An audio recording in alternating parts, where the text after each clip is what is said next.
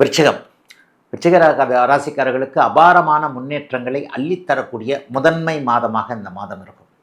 போன மாதம் நடந்த அந்த குரு பயிற்சி உங்களுக்கு 9ஆம் இடத்துல வலிமையாக வந்திருக்கு. 9ஆம் இடத்துல வலிமையாக வந்திருக்கின்ற அதே நேரத்தில் இன்னொரு நல்ல பயிற்சி இந்த ஜூலை மாதம் உண்டு. என்னன்னா, உங்கள் ராசிநாதன் இது வரைக்கும் 6ஆம் இடத்திலிருந்து வந்த செவ்வாய் மாதத்தின் முதல் வாரத்திலேயே அப்படியே மாறி 7ஆம் இடத்திற்கு வந்து உங்கள் ராசியை பார்க்க போகிறார். அப்போ ராசிநாதன் ராசியை பார்ப்பது என்பது கரும்பு தின்ன கூலியா, கண்ணா 2 லிட்டர் திங்க ஆசையா, அப்படியே அந்த பழம் நழுவி பாலில் விழுந்துருச்சு, பருத்தி புடவையாவே காய்ச்சிருச்சு, இப்படிலாம் வரிசையாக அடிக்கிட்டு போகலாம் பழமொழியை விருச்சிக ராசியை பார்ப்பதால் மனதிலும் உடம்பிலும் மிகப்பெரிய ஒரு புத்துணர்ச்சி வரும். இது வரைக்கும் இருந்து வந்த தாழ்வு மனப்பான்மை அப்படியே விலகக்கூடிய அமைப்புகள் இப்போது கண்டிப்பாக உண்டு. தாழ்வு மனப்பான்மை கண்டிப்பாக உங்கள்கிட்ட வந்து விலகப்போகுது. எதிலும் ஒரு சந்தோஷம், எதிலும் ஒரு நிம்மதி, இனிமேல் பிழைத்து கொள்ள முடியும், குடும்பம் நன்றாக இருக்கும், தொழில் நல்லா இருக்கும், வேலை நல்லா இருக்கும், அப்பா நல்லா இருப்பாங்க, அம்மா நல்லா இருப்பாங்க, புள்ள நல்லா இருக்கும், புள்ள பிறக்கும், புத்திரபாக்கியம் கிடைக்கும், தடைகள் விலகுதே. என்ன வேணும்னு நீங்கள் நினச்சிக்கிட்டு இருந்தீங்களோ அதுக்கு இருந்து வந்து வருஷத்துக்கு தொட்டது தொழுங்க, தகரத்தை தொடுங்க, தங்கமாகும். அந்த அளவுக்கு நல்ல கோட்சார நிலைமை இருக்குது. ஐயா, இவ்வளவு இருந்தால் நான் கஷ்டப்படுறேன். 6-8 தசாபக்தி அமைப்புகள் நடந்தால் தான் கொஞ்சம் கஷ்டம் இருக்கும். ஆனால் அந்த கஷ்டம் இருக்கிறவங்களுக்கு கூட அந்த கஷ்டத்தை சமாளிக்கக்கூடிய அமைப்பில் 9ஆம் இடத்தில் உச்சகுரு அருமையாக ராசியை பார்க்கிறார். இன்னும் 45 நாட்களுக்கு மேலாக ராசிநாதன் ராசியை பார்த்து கொண்டிருக்க போகிறார்.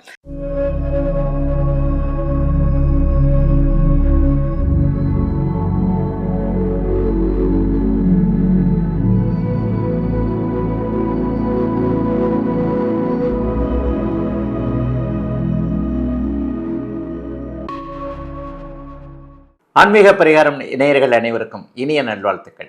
எல்லோரும் நன்றாக இருப்பீர்கள். இப்பொழுது 2026 ஜூலை மாதம் என்ன மாதிரியான பலன்களை 12 ராசிக்காரர்களுக்கு, மேஷம் முதல் மீன ராசிக்காரர்களுக்கு எப்படிப்பட்ட பலன்களை தரும் அப்படிங்கிறத பார்க்க போகிறோம். பொதுவாகவே மாத பலன்கள் எப்படி சொல்லப்படுகிறது அப்படின்னு சொன்னால், அந்த மாதாந்திர கிரகங்கள்னு சொல்லுவோம் இல்லையா. சூரியன் ஒரு மாதத்திற்கு ஒரு தடவை மாறுற கிரகம். புதன் வந்து ஒரு 20 நாட்களுக்கு ஒரு முறை மாறுவார். 25 நாட்களுக்கு ஒரு தோராயமாக ஒரு முறை சுக்கிரன் மாறுவார். 45 நாள் 1.5 மாதத்துக்கு தடவை செவ்வாய் மாறுவார். இந்த 4 கிரகங்களை மையப்படுத்தி சொல்லப்படக்கூடியது தான் இந்த மாத பலன்கள். வருடாந்திர பலன்கள் ஏற்கனவே ஆன்மீக பரிகார நேயர்கள் எல்லாருக்குமே தெரியும். இப்போ தான் சமீபத்தில் தான் குரு பயிற்சி நடந்தது. போன வருஷம் சனி பயிற்சி நடந்தது. இந்த குரு பயிற்சி வந்து 1 வருடத்திற்கு ஒரு முறையும், சனி பயிற்சி 2.5 வருடத்திற்கு ஒரு முறையும், ராகு கேது பயிற்சி 1.5 வருடத்திற்கு ஒரு முறையும் நடக்குது. இந்த ராகு கேது பயிற்சி டிசம்பர் மாதம் நடக்க இருக்குது. அடுத்த வருஷம் சனி பயிற்சி நடக்க இருக்கிறது. போன மாதம் வந்து குரு பயிற்சி நடந்துருச்சு. அப்போ வருடாந்திர கோள்கள் என்று சொல்லப்படக்கூடிய ராகு, கேது, சனி, குரு ஆகிய 4 கிரகங்களும் ஒரே இடத்தில் நிலையாக இருக்கின்றன இந்த ஜூலை மாதம். அந்த கிரகங்களால் மாற்றங்கள் எதுவும் இல்லை. ஆனால் சூரியன் எப்போவுமே மாறுற மாதிரி இப்போது சூரியன் மாறுகிறார். செவ்வாய் வந்து ஜூலை மாதம் முதல் வாரத்தில் ஒரு இடத்திலும், அதாவது ஆட்சியாகி மேஷத்திலும், அதற்கப்புறம் அப்படியே 2வது வீட்டுக்கும் மாறக்கூடிய தன்மைகள் உண்டு. புதன் வந்து வக்கர நிலைமைகளில் அப்படியே ஆட்சி, அப்புறம் கடகத்திற்கு வர்றது, அப்புறம் மேலே போகிறதுன்ற மாதிரியான வக்கர நிலைமைகளில் இருப்பார்.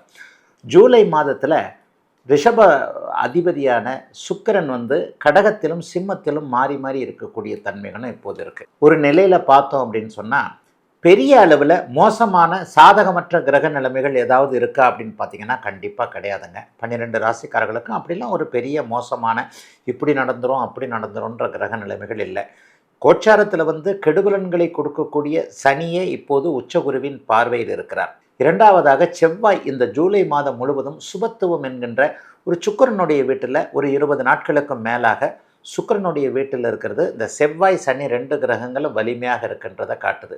ராகு கேதுக்கள் டிசம்பர் மாதம் தான் மாறுறாங்க. ஆக பெரும்பாலும் சாதகமான ஒரு நல்ல முயற்சிகள் பலிக்கக்கூடிய அமைப்பு தான் இந்த 12 ராசிக்காரர்களுக்கும் இருக்குமே தவிர, கெடுதல்கள் வரும் அப்படிங்கிறத நிச்சயமாக சொல்ல முடியாதபடி கெடுதல்களுக்கான ஒரு கிரக அமைப்புகள் இல்லை.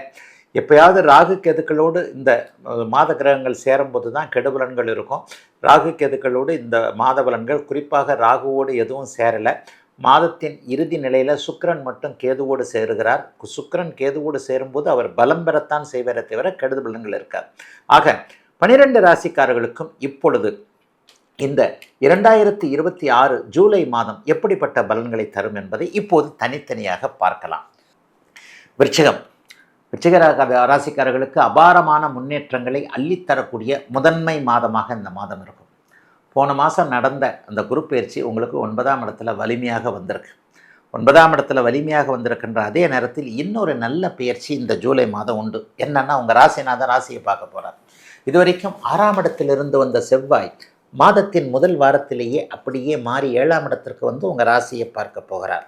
அப்போ ராசிநாதன் ராசியை பார்ப்பது என்பது கரும்பு தின்ன கூலியா, கண்ணா 2 லிட்டர் திங்க ஆசையா, அப்படியே அந்த பழம் நழுவி பாலில் விழுந்துருச்சு, பருத்தி புடவையாகவே காய்ச்சிருச்சு, இப்படிலாம் வரிசையாக அடிக்கிட்டு போகலாம் பழமொழியை விருச்சிகராசிக்காரர்களுக்கு.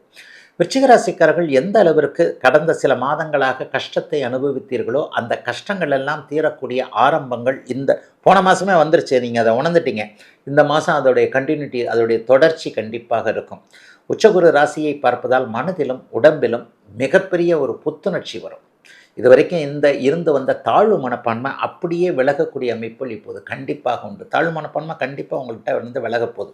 எதிலும் ஒரு சந்தோஷம், எதிலும் ஒரு நிம்மதி, இனிமேல் பிழைத்து கொள்ள முடியும், குடும்பம் நன்றாக இருக்கும், தொழில் நல்லா இருக்கும், வேலை நல்லா இருக்கும், அப்பா நல்லா இருப்பாங்க, அம்மா நல்லா இருப்பாங்க, புள்ள நல்லா இருக்கும், புள்ள பிறக்கும், புத்திரபாக்கியம் கிடைக்கும், தடைகள் விலகுது.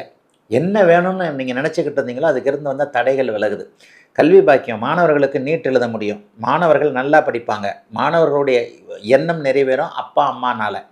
நல்ல கல்லூரி, நல்ல காலேஜ் விருச்சிகராசிக்கார மாணவர்களுக்கு சர்வ நிச்சயமாக உண்டு. படிப்பவர்களுக்கு அதே நேரத்தில் வேலை செய்கிறவங்க எல்லாருக்குமே இந்த அரசு வேலை தான் வேணும், அந்த வேலை தான் வேணும்னு நினச்சிக்கிட்டு இருந்தீங்க இல்லையா, இந்த வருஷம் அரசு வேலைக்கு சம்மந்தப்பட்ட படிப்புகள்லாம் உங்களுக்கு கண்டிப்பாக நல்லா கை கொடுக்கும். அதனால் தைரியமாக பரிட்சை எழுதுங்க. ஒரு வருஷத்துக்கு தொட்டது தொழுங்க, தகரத்தை தொடுங்க, தங்கமாகும். அந்தளவுக்கு நல்ல கோட்சார நிலைமை இருக்குது. ஐயா இவ்வளவு இருந்தால் நான் கஷ்டப்படுறேன். 6-8 தசாபக்தி அமைப்புகள் நடந்தால் தான் கொஞ்சம் கஷ்டம் இருக்கும். ஆனால் அந்த கஷ்டம் இருக்கிறவங்களுக்கு கூட அந்த கஷ்டத்தை சமாளிக்கக்கூடிய அமைப்பில் 9ஆம் இடத்தில் உச்சகுரு அருமையாக ராசியை பார்க்கிறார். இன்னும் 45 நாட்களுக்கு மேலாக ராசிநாதன் ராசியை பார்த்து கொண்டிருக்க போகிறார். ஆக எல்லாவற்றிலும் ஒரு பூரண திருப்தி, உழைப்பிற்கேற்ற ஊதியம், வாய்ப்புகள் கிடைக்கக்கூடிய தன்மை, சோஷியல் மீடியாவில் ஃபேமஸ் ஆகக்கூடிய அமைப்பு. சோஷியல் மீடியாவில் தானே இன்றைக்கி எல்லாம் இன்ஸ்டாகிராமில் அப்படி ஆகணும், யூடியூப்பில் இப்படி வீடியோ போடணும், ஃபேஸ்புக்கில் இப்படி என்ன திறந்தால் எல்லோரும் அப்படியே ஊன்னு இருக்கணும் அப்படின்னு தானே நினைக்கிறீங்க. சோஷியல் மீடியாவில் மிகப்பெரிய பேர் கிடைக்கக்கூடிய அமைப்பு பெரும்பாலான விருச்சிகராசிக்கார இளைஞர்களுக்கு உண்டு. ஆண் பெண் அறிமுகம் நன்றாக இருக்கும். அம்மா அப்பா உறவுகள் மிகப்பெரிய அளவில் நல்லாயிருக்கும்.